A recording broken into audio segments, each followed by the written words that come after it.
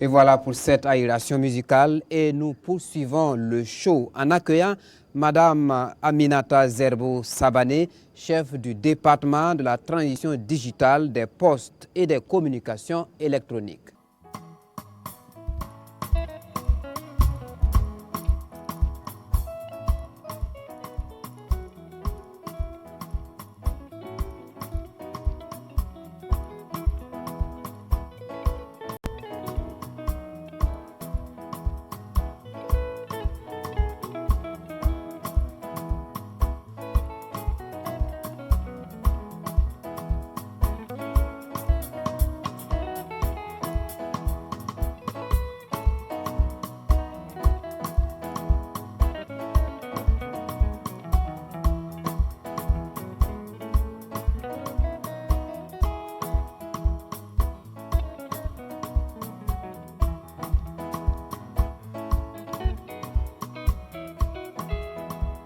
Bonsoir, Madame le ministre.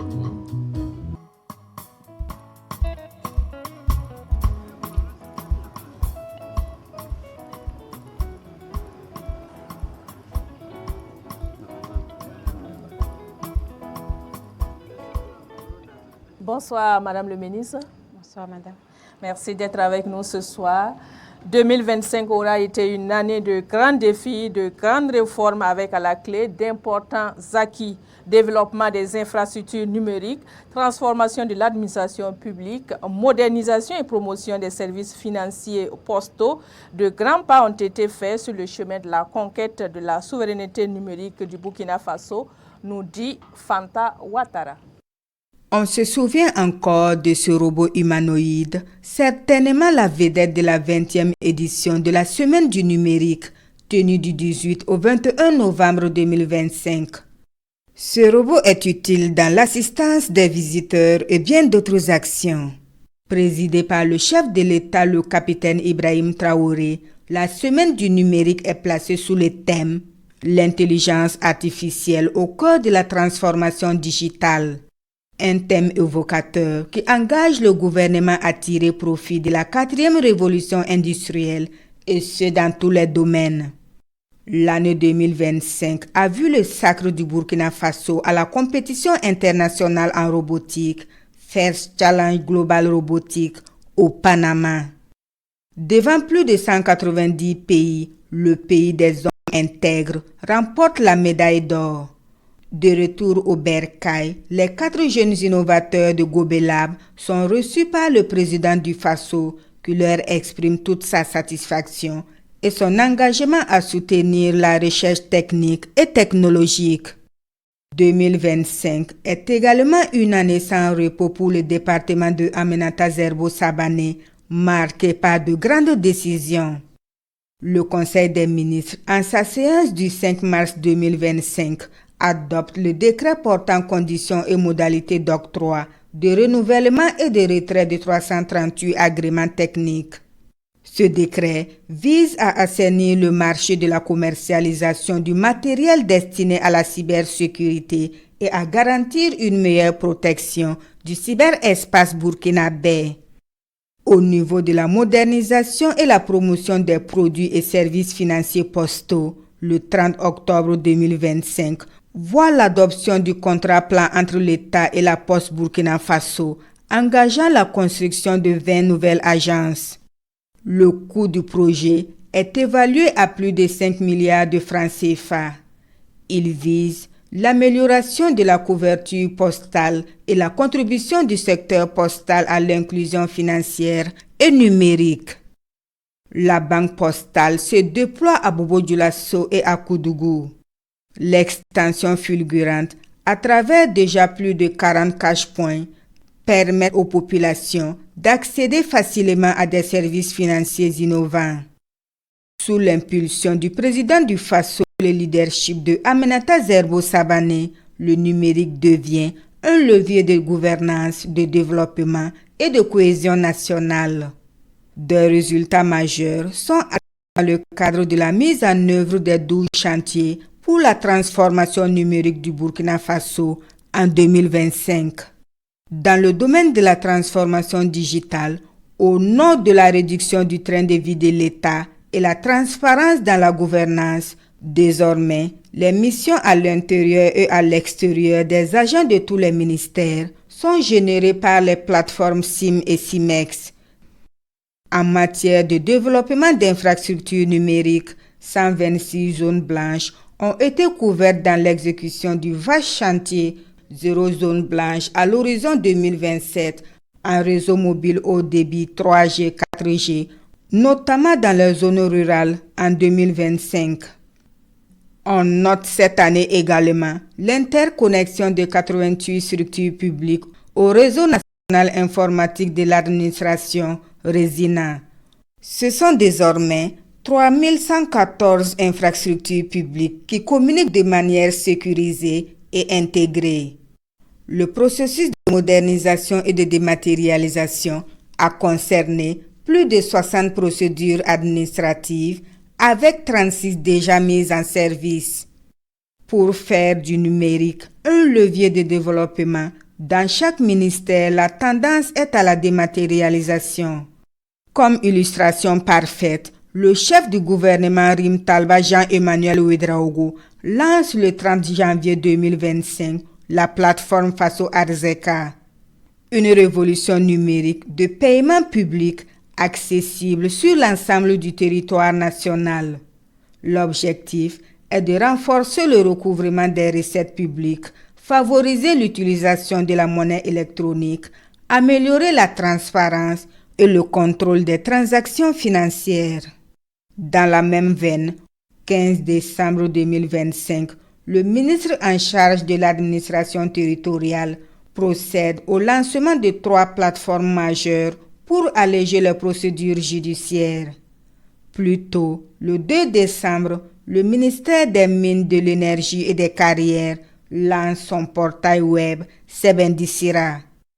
La dématérialisation des procédures administratives vise à simplifier et à faciliter l'accès aux services publics et les interactions entre les citoyens et l'administration publique. Alors, Madame le ministre, quel point en fin 2025 du processus de dématérialisation des actes par rapport aux ambitions affichées? D'accord. Merci pour cette question. Merci de nous accueillir sur ce plateau. Avant de revenir sur le bilan du processus de dématérialisation, j'aimerais très rapidement rappeler l'objectif visé par ce processus. C'est un objectif très simple, celui de faire de notre administration une administration plus efficace, plus transparente, plus proche des usagers, mais surtout permettre à tout Burkinabé, où qu'il soit, de pouvoir faire ses démarches administratives sans avoir à se déplacer, sans faire des heures dans des files d'attente et sans également devoir passer de bureau en bureau avant d'être satisfait. Donc je prends un exemple tout simple, celui du casier judiciaire, donc, que tout le monde connaît parce que nous avons tous eu, à un moment ou à un autre, eu besoin en tout cas de ce document-là pour compléter des dossiers, pour postuler à un emploi, pour nous inscrire dans une université ou encore faire une demande de visa. Donc avant la plateforme e-casier, il fallait déjà se déplacer dans le tribunal de grande instance du lieu de notre naissance, donc ça pouvait être une autre localité, devoir en tout cas constituer les dossiers, y aller, les déposer et revenir 72 heures après, faire le même trajet pour pouvoir retirer l'acte. Mais aujourd'hui, avec la plateforme, depuis chez nous, à n'importe quelle heure du jour ou de la nuit, nous pouvons déposer notre demande en ligne en nous connectant tout simplement sur cette plateforme-là, en remplissant le formulaire, en joignant les documents requis et en payant également en ligne. Nous recevons une notification quelques heures ou 48 heures après, et nous pouvons aller télécharger notre casier judiciaire et compléter nos dossiers. En 2025, comme le ministre de la Justice l'a sans doute rappelé, c'est plus de 500 000 casiers judiciaires qui ont été délivrés à travers cette plateforme, facilitant ainsi la vie à plusieurs milliers de Burkinabés. Et c'est également le signe de l'adhésion des usagers par rapport aux plateformes en ligne. Concernant le bilan en fin 2025, il faut dire que dans nos prévisions, nous avons 68 procédures que nous avons engagées dans le processus. Et à la fin de l'année, nous avions déjà 26 qui étaient accessibles par les usagers. et 42 qui étaient en attente d'être mises en ligne pour être accessibles. Donc c'est un résultat très encourageant, très satisfaisant, avec un taux de réalisation de plus de 90%. Mais il faut dire que depuis les assises sur la dématérialisation sous le très haut patronage du président du Faso, son Excellence le capitaine Ibrahim Traoré, assises durant lesquelles il a engagé tous les départements ministériels dans ce processus. Il y a aujourd'hui 272 procédures qui ont été dématérialisées avec déjà 142 procédures en ligne. L'ambition, c'est de maintenir en tout cas cette dynamique-là et d'ici 2030, faire en sorte que toutes les démarches administratives soient accessibles en ligne. Madame le ministre, avec l'achèvement des 2 mini data centers et un investissement de près de 16 milliards de francs CFA, le Burkina Faso affirme sa volonté de maîtriser ses données stratégiques. En quoi ces infrastructures changent-elles la donne en matière de souveraineté numérique et de sécurité des données de l'État? D'accord. Avant de répondre à cette question, je vais définir en termes simples ce que c'est qu'un data center pour que tout le monde comprenne l'importance de ces réalisations. Quand vous allez au niveau de l'administration, vous avez des armoires dans lesquelles on stocke les dossiers, on conserve les dossiers des usagers. Ça peut être les registres des titres fonciers, des actes d'état civil et le dossier individuel du fonctionnaire et j'en passe. Et on consulte ces documents-là pour pouvoir délivrer des actes, on les met à jour au fil du temps. Donc quand on passe aux plateformes numériques, ces documents, nous devons les numériser. Les données que nous saisissons à travers les plateformes sont des données sous format numérique. Nous avons également besoin d'armoires pour les stocker, pour pouvoir y accéder, pour pouvoir les consulter et les mettre à jour. Donc le data center, c'est un peu les salles dédiées aux armoires où on stocke les documents. Et ces data centers contiennent des serveurs qui sont ces armoires où nous stockons les documents en format numérique, les données en format numérique.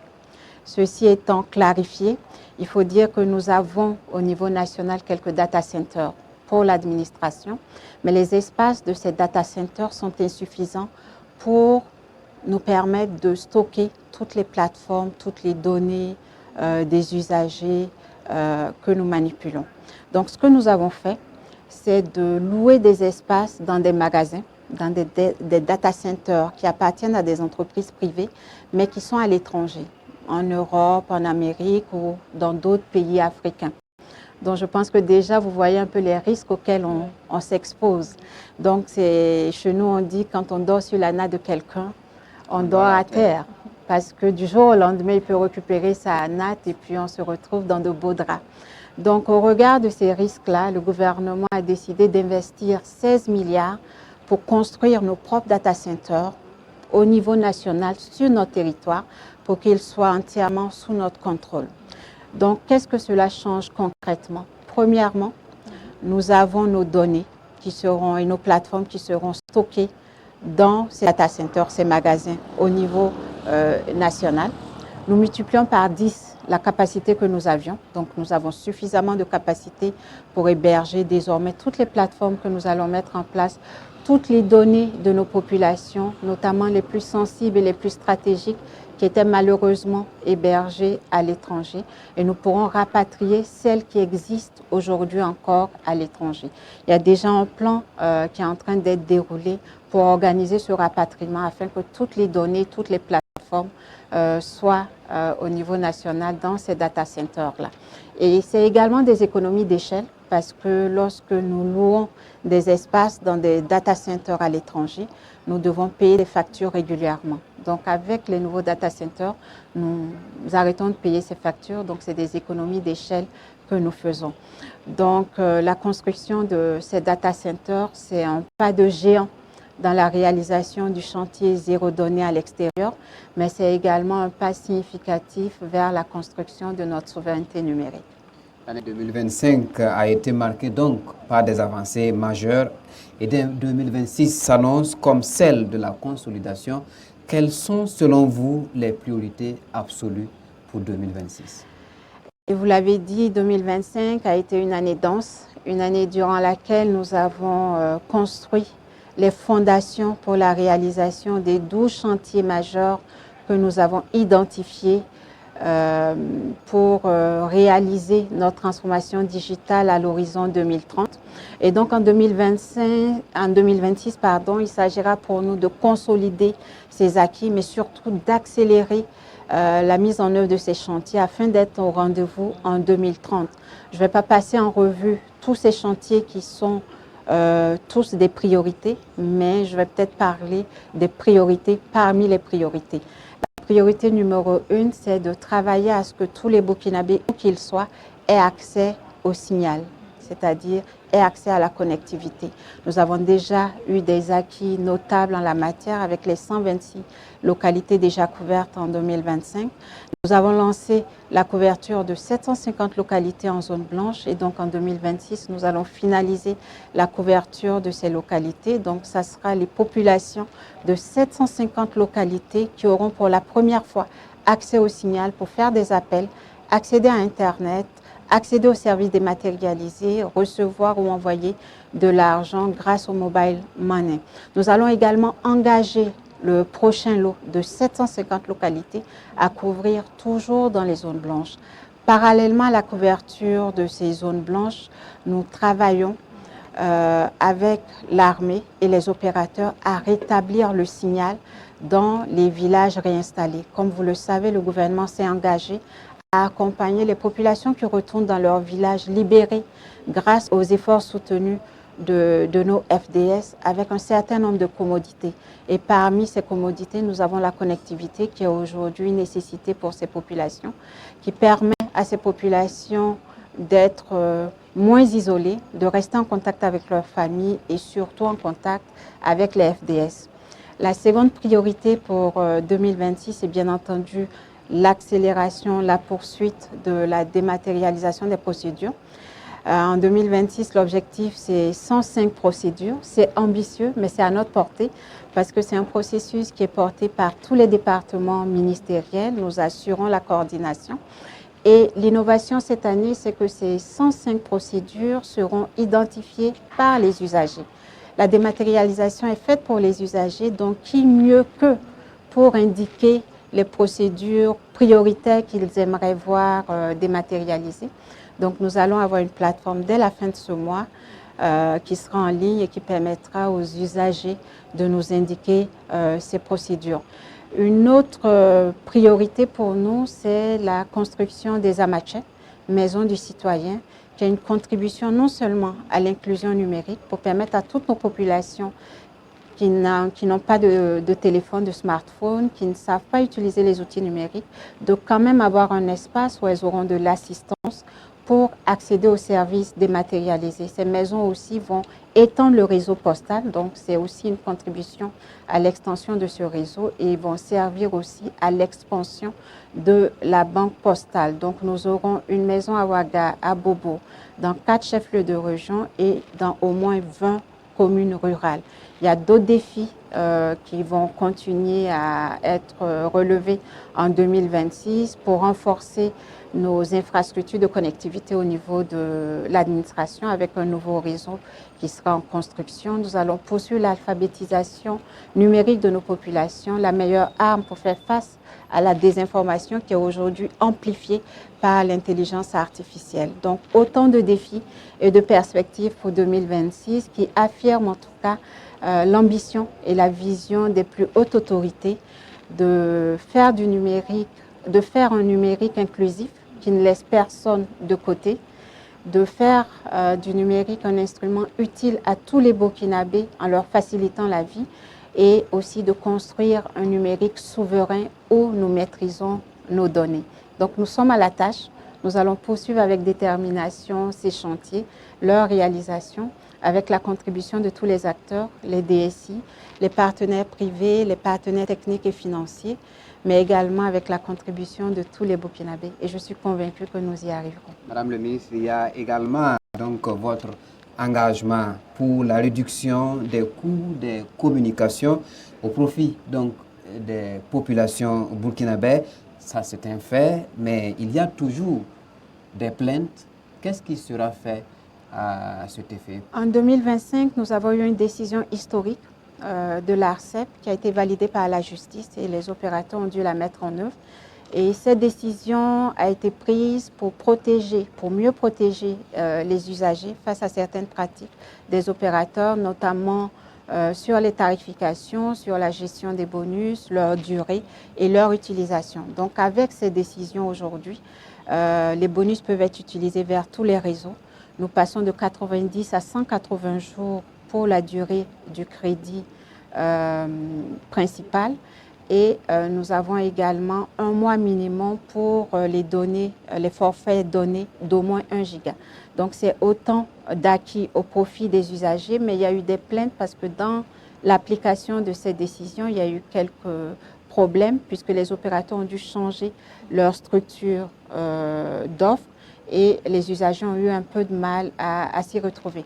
Mais nous avons organisé une rencontre avec les opérateurs, avec tous les opérateurs et avec l'ARCEP pour essayer de regarder si ces nouvelles règles ont été bien appliquées. Il y a eu quelques problèmes résiduels, mais nous leur avons demandé de prendre cela en charge très rapidement et surtout de mieux communiquer sur leurs nouvelles offres. Et donc l'ARCEP veille au grain et le département également poursuit ses efforts, notamment avec le zéro zone blanche, mais avec un chantier entièrement dédié à la qualité et à la disponibilité des services de téléphonie. Madame le ministre, c'était un plaisir de vous avoir reçu ce soir sur ce plateau. Merci. Merci Bonsoir. à vous et très bonne suite.